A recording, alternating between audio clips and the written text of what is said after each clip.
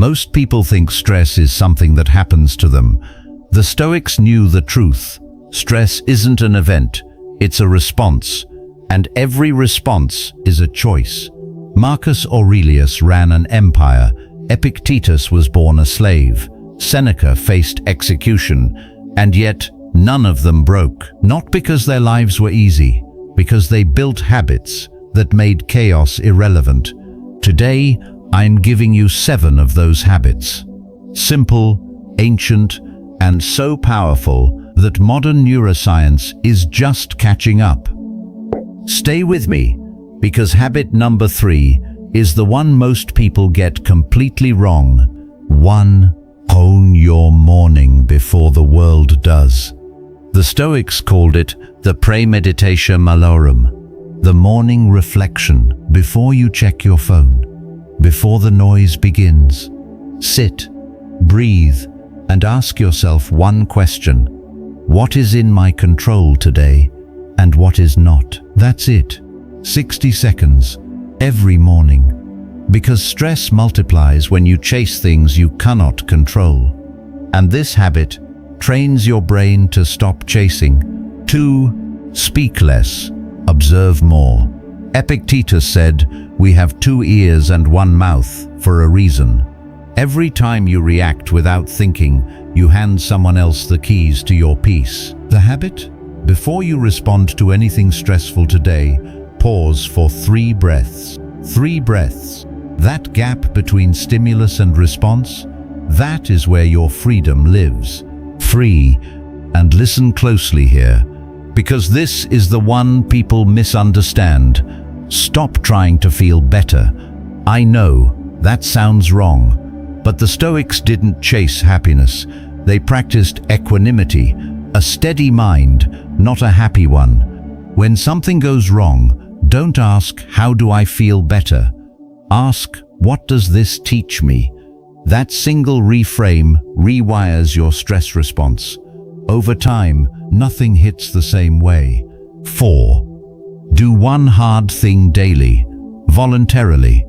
Cold water, a difficult conversation, saying no when it's uncomfortable. Seneca called this voluntary hardship, choosing discomfort before life forces it on you. When you do hard things by choice, the hard things that find you feel smaller. Here's a question worth sitting with. What hard thing have you been avoiding that's quietly adding to your stress? Don't answer out loud, just let it settle. 5. Journal like Marcus Aurelius, but not for motivation. Marcus didn't journal to feel inspired. He journaled to hold himself accountable. Every night he asked, "Where did I lose control today? Where did I act against my values?" Not to punish himself, to recalibrate. 2 minutes, every night. Write 1 sentence about where you lost your stoic ground today, and 1 sentence about how you'll hold it tomorrow. That's a habit that compounds. 6. Memento Mori. Remember that you will die.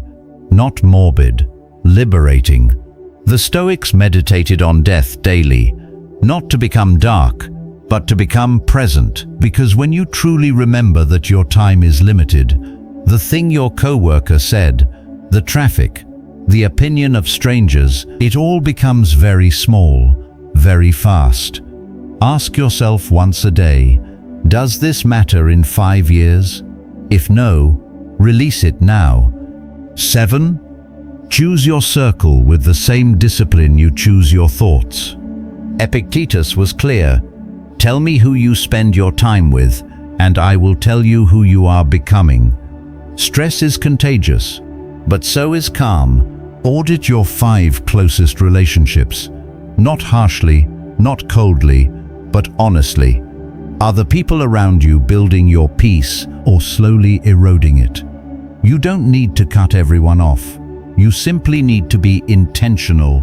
So here's where we land. 7 habits, all ancient, all free. Own your morning. Pause before reacting. Seek wisdom over comfort. Choose voluntary hardship. Journal for accountability. Remember your mortality. Guard your circle. You don't need to do all 7 tomorrow. Pick one. Practice it for 7 days. Because the Stoics didn't build their peace in a day. They built it habit by habit, choice by choice. And now, so can you. If this resonates with you, drop a comment below with the one habit you're starting today. I read every single one, and watching you choose peace over chaos is why I make these videos.